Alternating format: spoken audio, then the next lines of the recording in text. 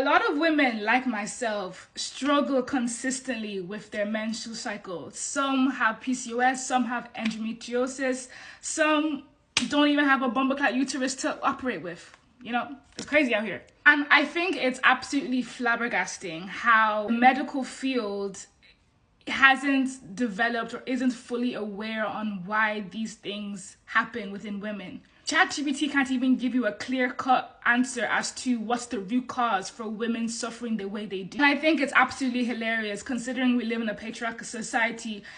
It just gives you more evidence as to why this system absolutely hates women. The fact that women's health isn't even being taken seriously. There's no money being pumped into women's health to investigate these issues that happen to a lot of women. And I feel like it's surging up more and more as generations go down.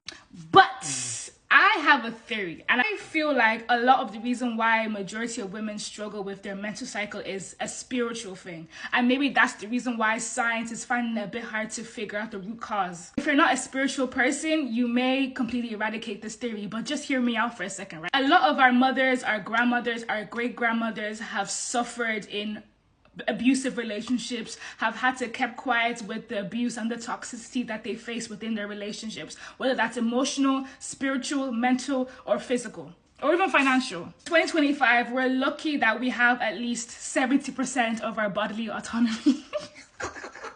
I'm laughing, but it's not funny. In this day and age, we're lucky that we have at least some sort of rights to be able to live our life as we see fit. But there was a time where women did not have their own rights and we were treated and seen as property. If we go even further back with the Salem witch trials, women were burnt at the stake and were tortured for just having their own minds and refusing to comply with the patriarchal Catholic Christian ideologies that they were trying to push onto the public at the time. If you were a woman that did not want to get married, if you were a woman that rebelled against societal norms, if you were a woman that even just learned how to read and write and articulate herself and speak your own opinions, you were killed. This is where I feel like epigenetics plays a huge part in this. In simple terms, it's basically trauma, your environment, things that you experience in your life can affect the way your genes operate, and then that gets passed down through the mother, because obviously we're the ones that create life. So I feel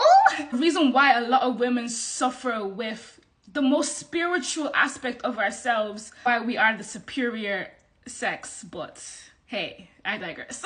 The reason why there's so much of a disconnect and there's so much pain that we suffer from it is because of the pain and the suffering that our ancestors, our mothers' mothers have suffered through the hands of the patriarchy. I'm not sure what this concept is called, but I know there's a study done that basically shows how things like anxiety or stress can have physical implications on the body and can make you sick, more sick, if that makes sense. I think this is just showcasing that at its truest, purest form. Let me know what you guys think. This is just my hypothesis. I still think it's so fucked up that science hasn't actually really done any investigation on it.